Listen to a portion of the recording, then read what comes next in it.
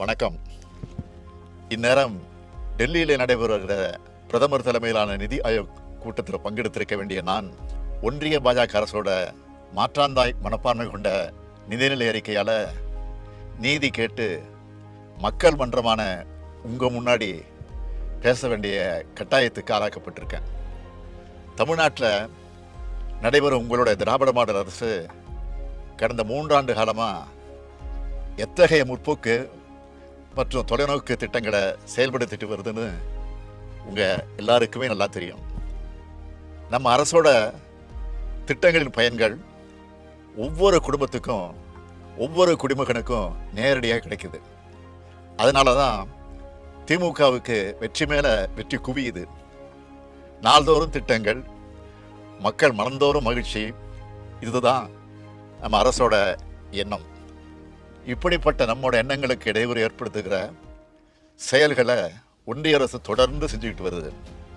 ஒரு அரசு எப்படி செயல்படணும் என்பதற்கான இலக்கணத்தை நான் அடிக்கடி சொல்லிட்டு வரேன்.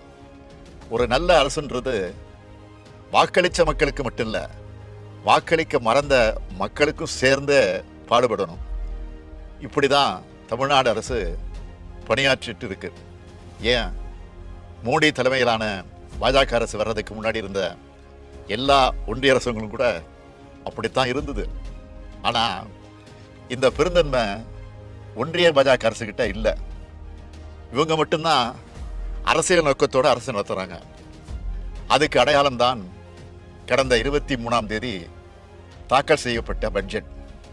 நடந்து முடிஞ்ச நாடாளுமன்ற தேர்தலில் மக்களுக்கு எதிராக நடந்து கொண்ட பாஜகவை பல்வேறு மாநில மக்களும் புறக்கணித்தாங்க. அப்படி புறக்கணித்த மாநிலங்களில் அந்த மாநில மக்களை பழிவாங்கிற பட்ஜெட்டாக தான் ஒன்றிய நிதியமைச்சர் தாக்கல் செஞ்சிருக்க பட்ஜெட் அமைஞ்சிருக்கு.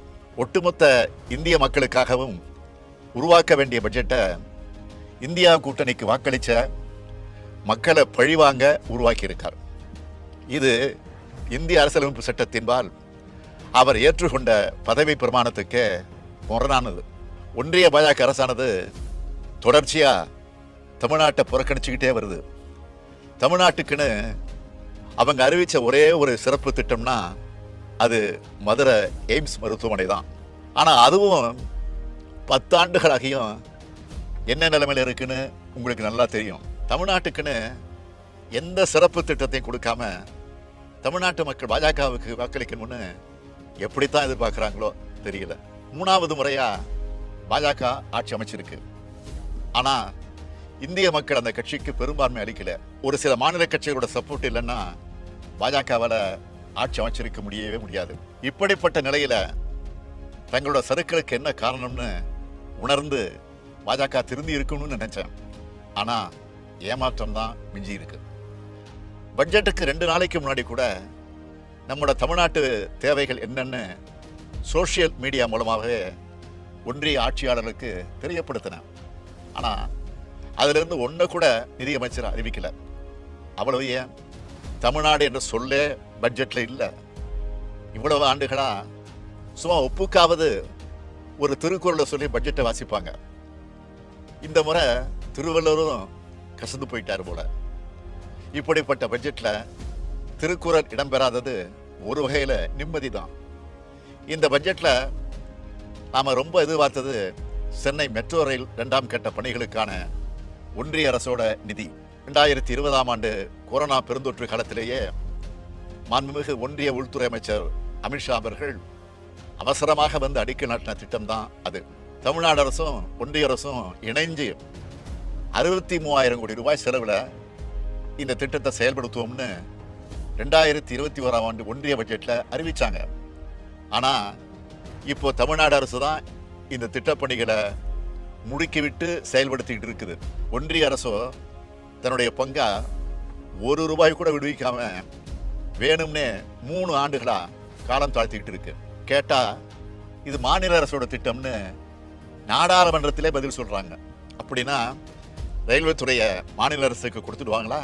கோவை, மதுரை மாநகரங்களில் மெட்ரோ ரயில் திட்டங்களில் செயல்படுத்துறதுக்கான ஒப்புதல் அளிக்கிறத பற்றி மூச்சே விடலை.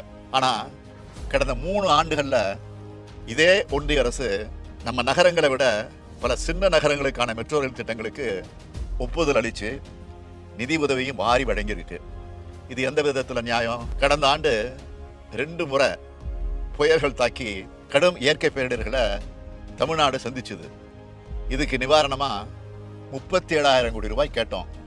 ஆனால் ஆண்டுதோறும் வழக்கமாக வழங்கப்பட வேண்டிய 276 கோடி ரூபாய் நிதியை அளிச்சுட்டு ஏமாத்திட்டாங்க. சரி, இந்த பட்ஜெட்லேயாவது வெள்ள நிவாரண அறிவிப்பு வெளியாகும்னு காத்திருந்தோம். ஆனால் தங்களோட பதவி நாற்காலிக்கு கால்களாக இருக்கிற மாநிலங்களுக்கு 10,000 கோடி ரூபாய்க்கு மேலே நிதியை அள்ளி வழங்கியிருக்கிறார் ஒன்றிய நிதியமைச்சர். ஒட்டுமொத்தமாக சொல்லணும்னா தமிழ்நாட்டுக்கு புதிய திட்டங்கள் அறிவிக்கல என்பதோடு ஏற்கனவே நடைபெற்று வர திட்டங்களுக்கான நிதியையும் குறைக்கிற வஞ்சக முயற்சியில ஈடுபட்டு இருக்கு இந்த ஒன்றிய அரசு. இது எல்லாத்தையும் விட கொடுமையான விஷயம் என்னன்னா, தமிழ்நாடு பள்ளிக்கல்வித்துறையை முடக்கிற வகையில் 20 ஆண்டுகளுக்கு மேலாக செயல்படுத்தப்பட்டு வர அனைவருக்கும் கல்வி இயக்கம் திட்டத்தின் கீழ் வழக்கமாக விடுவிக்கப்பட வேண்டிய நிதியை கூட நிறுத்தி வச்சிருக்காங்க. தேசிய கல்விக் கொள்கையை செயல்படுத்துவோம்னு கையெழுத்து போட்டாதான் நிதியை விடுவிப்போம்னு அடம் பிடிக்குது ஒன்றிய அரசு. மாணவ மாணவிகளோட கல்வி பாழாகுமே, அவங்களுக்கு கல்வி கற்பிக்கும் ஆசிரியர்களுக்கு ஊதியம் வழங்க முடியாத நிலை வருமேன்னு ஒரு துளி கவலை கூட இல்லாமல் தங்களோட கொள்கை திணிப்பையும் இந்திய திணிப்பை மட்டுமே முன்னிறுத்தக்கூடியதாக தான் பாஜக அரசு இருக்கு. அடுத்து பட்ஜெட் உரையில் இன்னொன்றையும் சொல்லியிருக்காங்க. மாநிலங்களால் விதிக்கப்படும் முத்திரைத்தார் கட்டணத்தை குறைப்போம்னு. மாநிலங்களை கலந்து ஆலோசிக்காமலேயே பட்ஜெட்டில் அறிவிக்கிறார் ஒன்றிய நிதியமைச்சர். ஏற்கனவே ஜிஎஸ்டி வரி விதிப்பு முறையை கொண்டு வந்து மாநிலங்களோட வரி விதிப்பு உரிமையை எடுத்துக்கிட்டாங்க.